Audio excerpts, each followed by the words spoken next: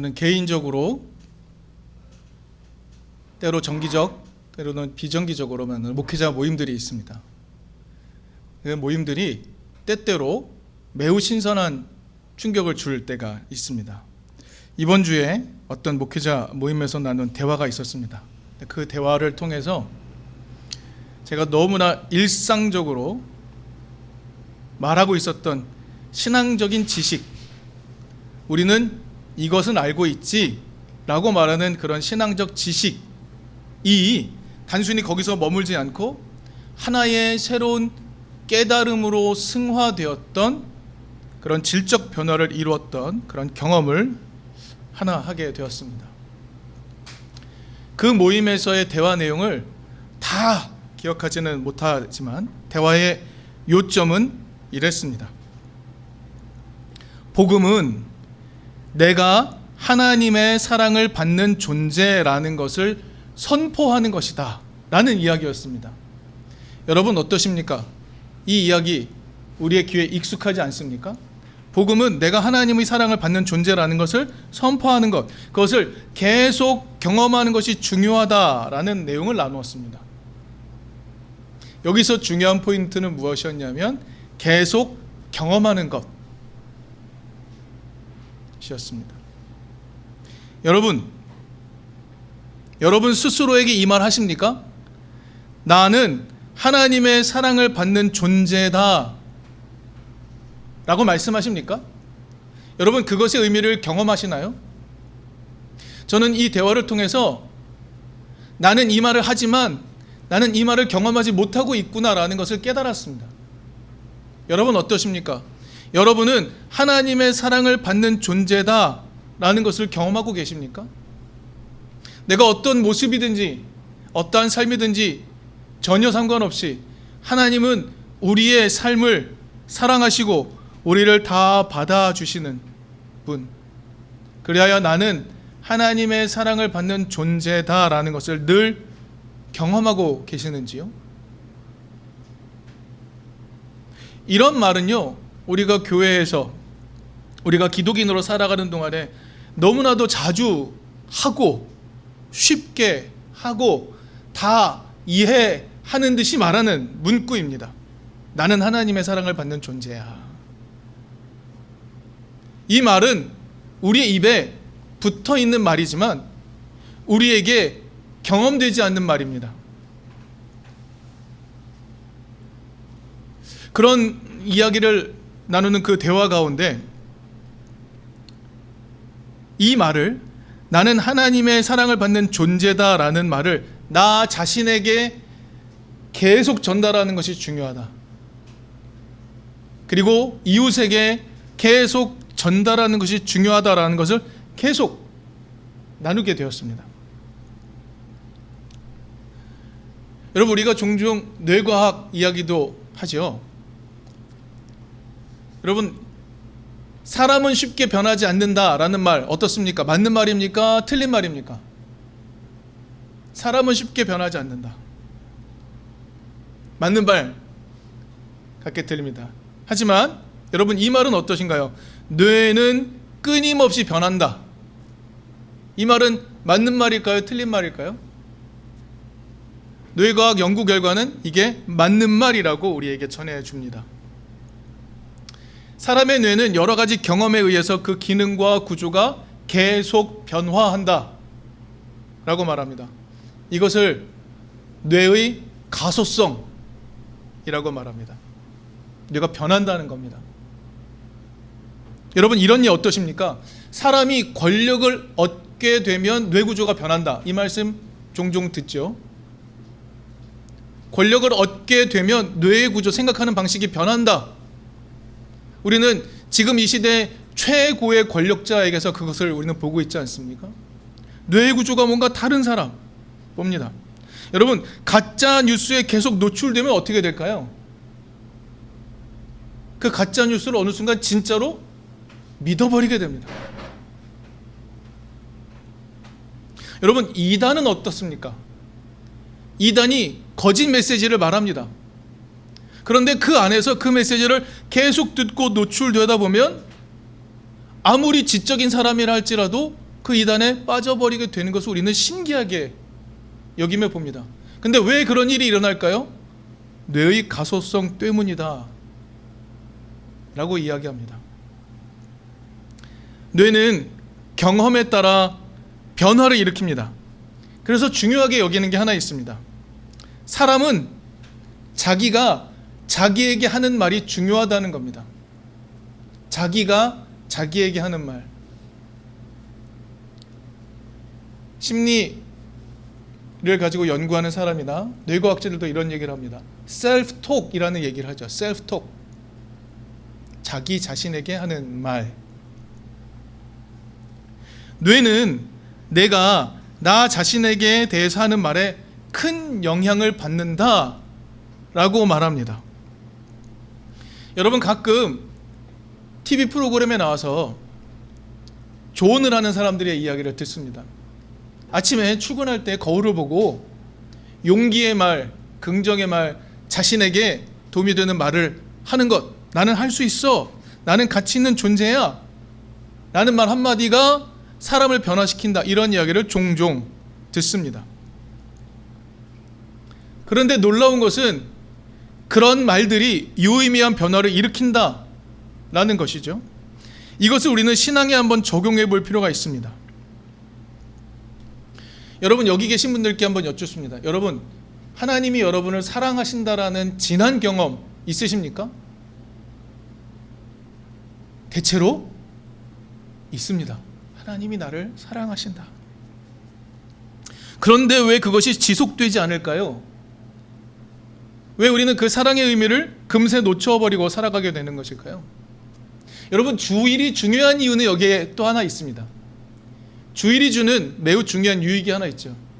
우리가 일주일에 한 번 모여서 하나님이 우리를 사랑하시고 받아주신다는 것을 매주 경험하는 겁니다. 그래서 주일이 중요한 것이 있습니다. 지난주 대화를 나누었던 그 동료 목사님 한 분이 본인의 교회 교우들과 함께 이런 질문을 던지고 답을 한다는 거예요.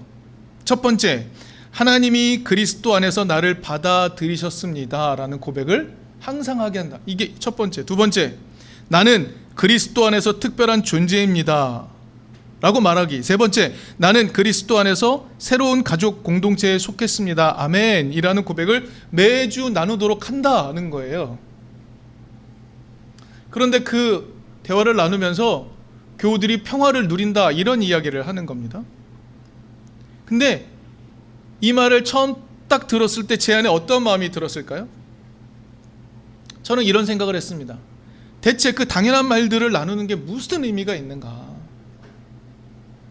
이게 저에게 든 첫 번째 생각이었습니다.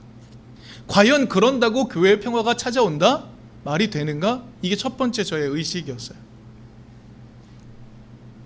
그런데 대화를 계속해서 나누는 중에 제 안에서 질적인 변화가 일어나기 시작했습니다.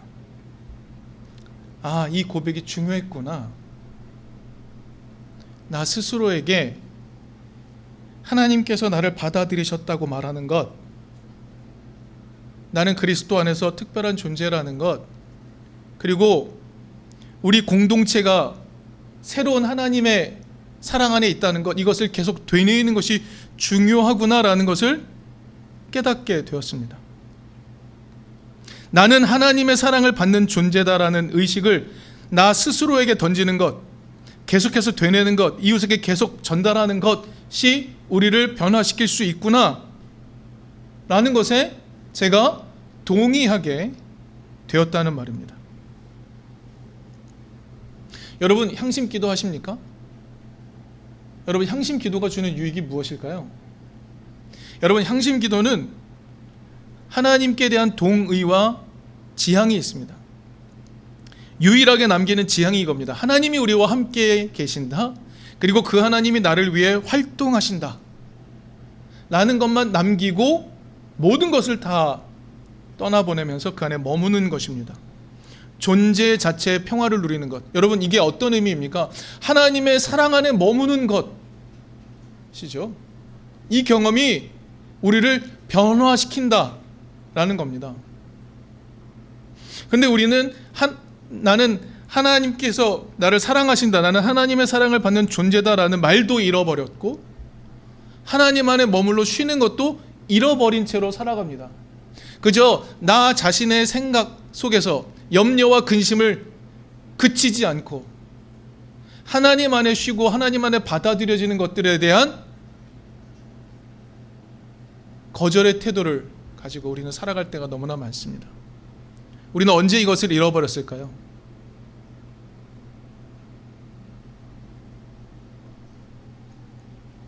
오늘은 부활절입니다. 바울은 율법을 완벽하게 지키는 것, 율법을 완벽하게 지키면 하나님의 사랑을 받을 것이라고 굳건하게 믿던 바리새인이었습니다.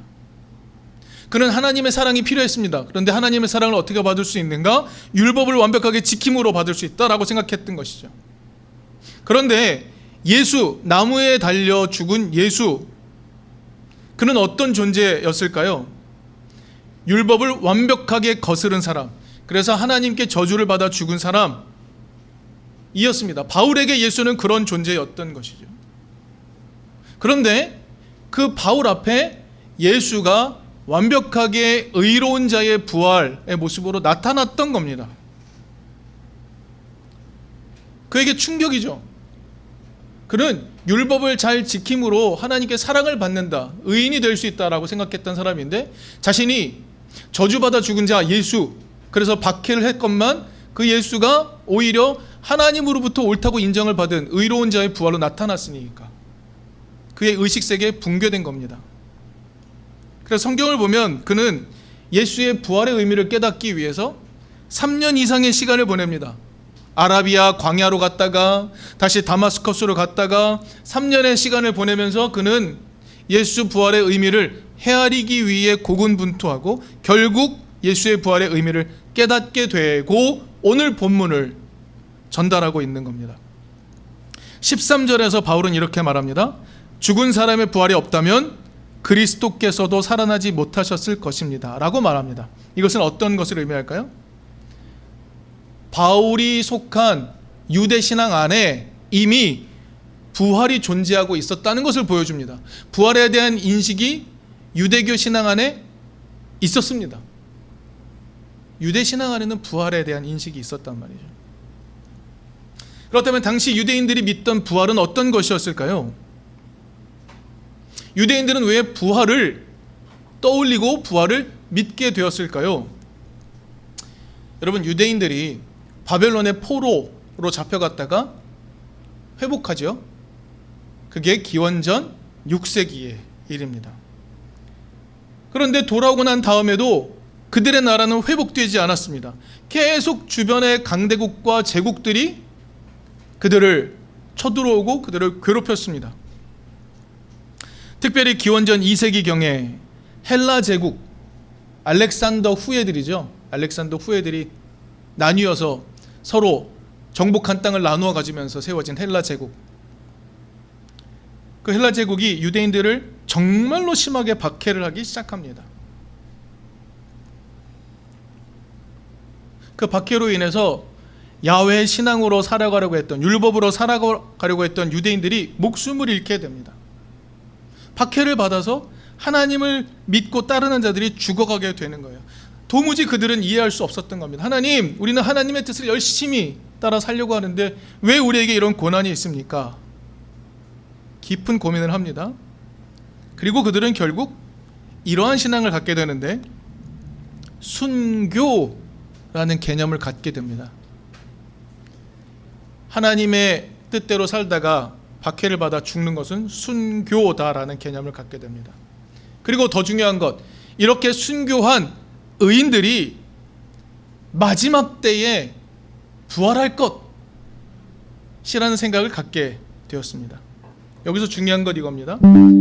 의인들이 마지막 때에 부활할 것입니다. 그러니 유대인들에게 부활은 어떤 것을 의미할까요? 마지막 최종적 결정의 순간이라는 것을 의미합니다. 그리고 그 순간에, 가장 마지막 순간에 인정을 받게 된다라는 것, 그것이 정말 고통을 당하는 중에도 갖게 되는 가장 완벽한 소망이었던 거죠. 여러분, 바울은 유대인 중에 바리새인입니다. 바울은 그런 부활을 믿었습니다. 그래서 자신이 선택한 율법의 길, 그 길에서 부활이 이루어질 것이라고 믿었던 사람입니다. 여러분, 그런 면에서 볼 때 예수는 어떤 존재인가요? 예수는 저주받아 죽은 자이죠. 그런데 그의 눈앞에 예수의 부활이 나타났습니다. 예수는 저주받은 자가 아니고 하나님이 인정한 의인이라는 최종적 결정이 일어난 겁니다. 다시 말씀드리지만 예수의 부활은 바울이 믿어왔던 것과 전혀 다른 길이었기 때문에 그 예수의 길, 예수가 걸었던 그 길이 부활의 길이라는 것을 확신하기까지 꽤 오랜 시간이 필요했던 것입니다. 그리고 오늘 본문을 잘 살펴보면 바울이 얼마나 확신에 차서 이야기하고 있는지 우리는 들을 수 있습니다. 그리스도께서 먼저 이루신 부활이 그리스도의 길을 따르는 사람에게 반드시 주어질 것이다 라고 확신에 차서 이야기를 하게 되는 겁니다.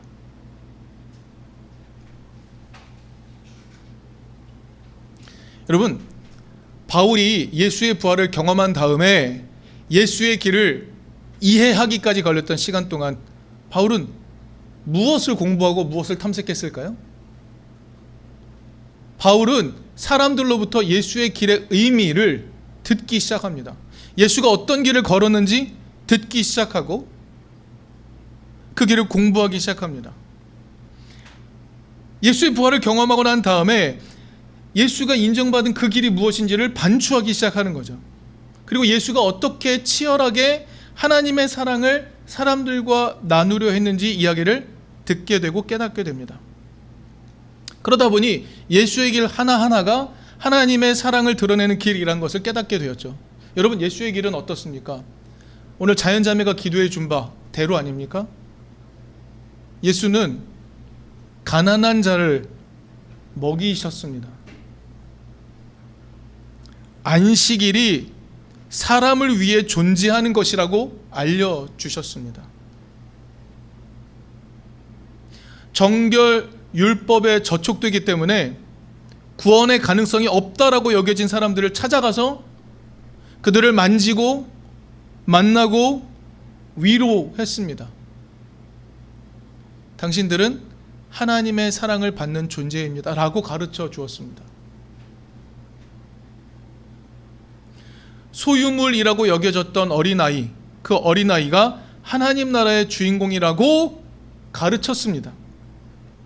어린아이가 하나님의 사랑을 받는 존재라고 가르쳐 주었습니다.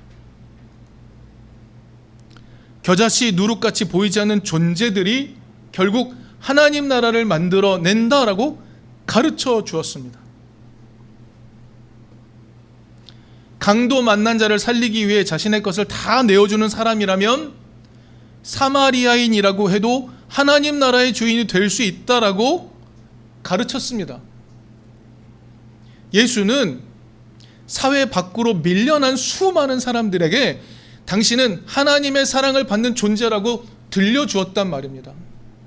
여러분, 정말 세상 밑바닥에 떨어진 사람들에게 당신은 하나님의 사랑을 받는 존재라는 것을 말해주고 느끼게 해주고 경험하게 해주면 그 사람들은 힘을 얻을까요? 어떨까요? 그 말은 그들에게 곧바로 힘이 되었고 능력이 되었고 위로가 되었습니다. 예수의 길 하나하나는 다 하나님의 사랑을, 그 하나님의 사랑 고백을 사람들에게 보여주고 들려주기 위한 길이었다는 겁니다. 바울은 그걸 깨달은 거죠.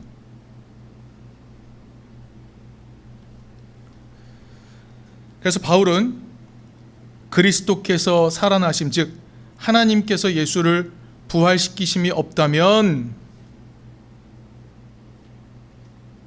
우리의 믿음은 헛것이라고 말합니다.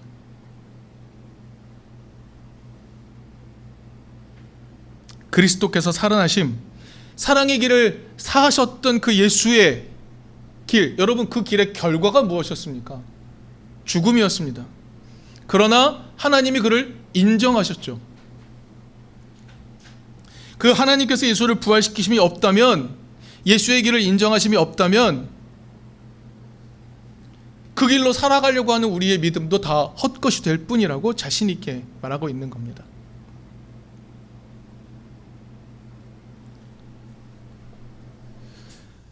저는 오늘 설교의 제목을 조금 더 확장하려고 합니다.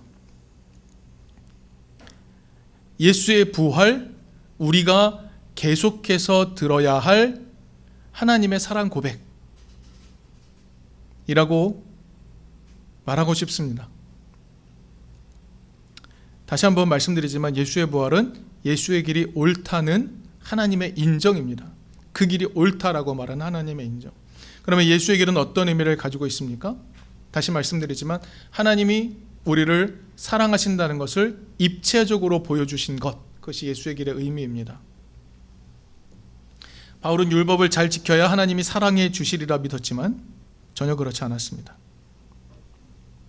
예수를 통해 나타난 하나님의 사랑은 율법을 지킬 수 없는 자들을 더 사랑하셨다는 것을 보여줍니다.